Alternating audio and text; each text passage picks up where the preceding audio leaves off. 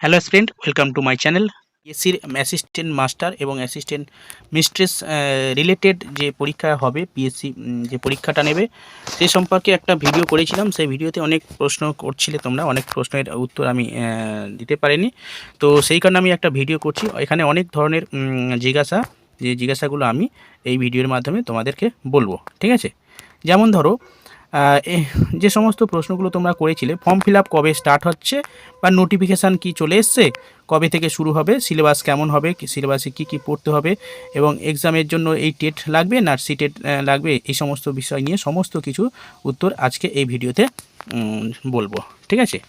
দেখো, পিএসসির assistant master এবং assistant mistress নিয়োগের যে নোটিফিকেশান দিয়েছে 2025 সালের, অর্থাৎ এটা হচ্ছে 2024 লাস্ট ডিসেম্বরে দিয়েছিল যদিও।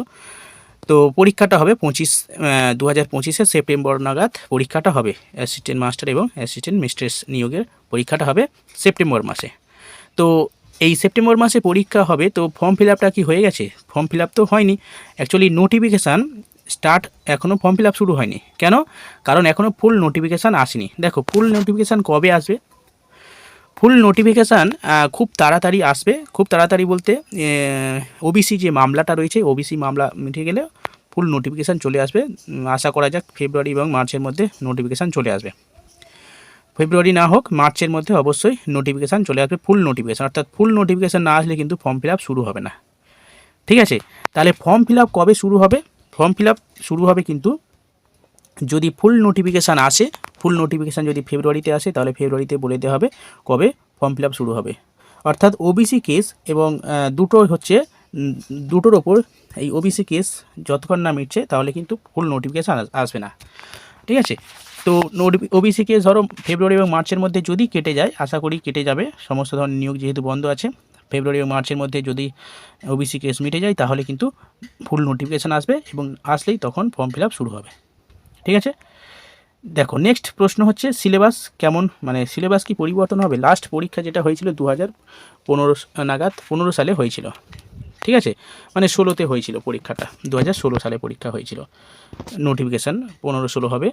তো সেই সময় সিলেবাস যেটা ছিল সেই অনুযায়ী পরিবর্তন সেই অনুযায়ী হতে পারে, ঠিক আছে? এবার যেহেতু নোটিফিকেশান অনেক সময় চলে গেছে, এবারে নতুন নোটিফিকেশান যতক্ষণ না আসছে তাহলে কিন্তু সিলেবাস পরিবর্তন হবে কি বা পরিবর্তন হবে না সেটা বলা মুশকিল আছে। তবে আগে যে সিলেবাসে আগে যে সিলেবাসটা আছে সেই সিলেবাসটা ভালো করে পড়তে হবে। করলে এবার সিলেবাস পরিবর্তন কেমন হবে সেটা হয়তো জেনারেল পেপার নিতে পারে, নাও নিতে পারে, ঠিক আছে? তো আগে শুধু সাবজেক্টের ওপর পরীক্ষা হতো, ঠিক আছে? মানে সেই সময় অর্থাৎ 2015-16 সালে লাস্ট যেটা হয়েছিল পিএসসির পরীক্ষা, সেখানে সাবজেক্ট ওয়াইজ পরীক্ষা হতো এবং সেখানে জেনারেল পেপার ছিল না, ঠিক আছে? অর্থাৎ এই সিলেবাস পরিবর্তন হবে, পুরোটাই ডিপেন্ড করছে নোটিফিকেশান যতক্ষণ না আসে, ঠিক আছে? নোটিফিকেশান আসলে তারপরে বলতে পারবো সিলেবাস পরিবর্তন হবে কি না, আমি এর আগে বলছি না। আগে সিলেবাস কোথায় পাওয়া যাবে? দেখো, আগের সিলেবাস যেটা বলছিলাম, আগের সিলেবাসটা তুমি গুগলে যাবে, গুগলে গেলে পিএসসির ওয়েবসাইটে যাবে, সেখান থেকে তুমি কিন্তু ডাউনলোড করে নিয়ে দেখে নিতে পারবে, ঠিক আছে? আচ্ছা, এবার দেখো, যদি এই পরীক্ষাতে টেট বা সিটেট লাগবে কিনা, এটা কিন্তু অনেকে প্রশ্ন করেছিলে, টেট বা সিটেট লাগবে কিনা এই পরীক্ষার জন্য। এই পরীক্ষার জন্য কিন্তু সিটেট বা টেট এগুলো কিন্তু লাগবে না। অর্থাৎ সিম্পল, যদি তোমরা বিএড থাকে তাহলে কিন্তু পরীক্ষায় বসতে পারবে, ঠিক আছে? এখানে কোনো স্টেট বা সিটেট কোনো দরকার নাই, ঠিক আছে? একদম পরিষ্কার করে বলছি, কোনো টেট বা সিটেট লাগবে না, ঠিক আছে? এবার দেখো, যেটা সিলেবাস যদি পরিবর্তন হয় তাহলে কি জেনারেল পেপার থাকবে? দেখো, জেনারেল পেপার থাকবে কি না এখনও অ্যাকচুয়ালি বলা যাবে না। কেন বলা যাবে না? কারণ নোটিফিকেশান যদি না আসে তাহলে কিন্তু বলা যাবে না। তবে পিএসসি হচ্ছে যে অ্যাসিস্ট্যান্ট হেডমাস্টার নিয়োগ করে আর কি, হেডমাস্টার, সেখানে কিন্তু যে লাস্ট টাইম যেটা রিক্রুটমেন্ট হয়েছিল, প্রফেসর নিয়োগ হয়েছিল অ্যাসিস্ট্যান্ট প্রফেসরে, 2022 সালে যে পরীক্ষাটা হয়েছিল পিএসসি নিয়েছিল, সেখানে কিন্তু জেনারেল পেপার ছিল। পিএসসি যে অ্যাসিস্ট্যান্ট প্রফেসর নিয়োগ করেছিল সেখানে কিন্তু জেনারেল পেপার ছিল। তো এটাও একটা টিচার রিক্রুটমেন্ট, সেখানে কিন্তু জেনারেল পেপার ছিল, 30 নম্বরের জেনারেল পেপার ছিল, ঠিক আছে? তো জেনারেল পেপার 30 নম্বরে ছিল, তো তাহলে এখানে টিচার নিয়োগ হচ্ছে, এখানে যদি জেনারেল পেপার হয় তাহলে কিন্তু, মানে যদি নোটিফিকেশানে চেঞ্জ করে তাহলে কিন্তু জেনারেল পেপার হবে। এবং সেটা কি পড়তে হবে? জেনারেল পেপার সাধারণত কি থাকে? ইংলিশ থাকে, ইংলিশ কম থাকে, এবং মানে তারপর জিকে থাকে, ঠিক আছে, জিকে এবং জেনারেল নলেজ এবং হচ্ছে ইংলিশ থাকে। তো দেখা যাক কী হয়, জেনারেল পেপার থাকবে না থাকবে, যদি নোটিফিকেশান আসার পরে বুঝতে পেরে যাব। ঠিক আছে, ওকে।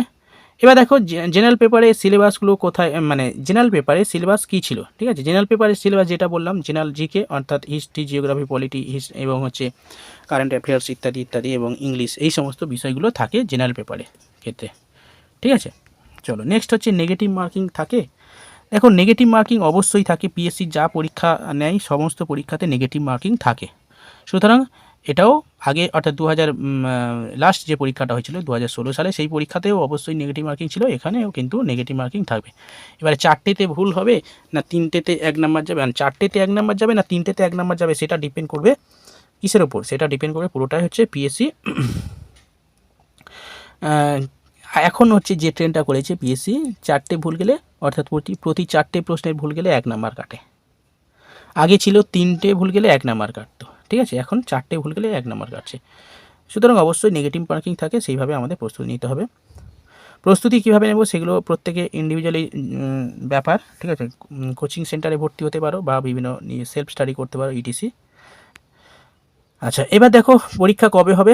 বেঙ্গলি মিডিয়ামের জন্য পরীক্ষা হচ্ছে তোমার 14ই সেপ্টেম্বর 2025 এবং ইংলিশ মিডিয়ামের জন্য পরীক্ষা হচ্ছে 20 সেপ্টেম্বর 2025, অর্থাৎ সেপ্টেম্বর মাসে 14 তারিখে বেঙ্গলি মিডিয়াম এবং 20 তারিখে হচ্ছে ইংলিশ মিডিয়ামের পরীক্ষা হবে। ঠিক আছে, তো এই হচ্ছে মোটামুটি ইনফরমেশান। অনেকে বলছিলেন সিলেবাস প্রিভিয়াস ইয়ার দেওয়ার জন্য, আমি কয়েকটা প্রিভিয়াস ইয়ার দিয়েছি, জিওগ্রাফি, হিস্ট্রি, তারপরে সায়েন্সের কিছু প্রিভিয়াস ইয়ার দিয়েছি, বাংলা বেঙ্গলি মিডিয়ামে কয়েকটা সিলেবাস দিয়েছি। তো ওখান থেকে একটু দেখে নেবে চ্যানেলে, ইউটিউব চ্যানেলে গিয়ে, ঠিক আছে, ডেসক্রিপশানে গিয়ে দেখে নেবে। আর হচ্ছে তোমরা যারা প্রিপারেশান নেবে, তো প্রিপারেশান মানে জেনারেল পেপার এবং অন্যান্য সাবজেক্ট যারা প্রিপারেশান নিতে চাও, ঠিক আছে, আমি এখানে হোয়াটসঅ্যাপ গ্রুপে দিয়ে দেবো, সেখানে তোমরা অ্যাড হয়ে যাবে। ঠিক আছে, অন্যান্য সাবজেক্ট পড়ার জন্য, মানে যদি প্রিপারেশান নিতে চাও। ঠিক আছে, চলো ভিডিওটা এই পর্যন্ত রাখছি, দেখা হচ্ছে পরের ভিডিওতে। যদি ইউজফুল বলে মনে হয় লাইক এবং সাবস্ক্রাইব করে রাখবেন পরবর্তী ভিডিও পাওয়ার জন্য।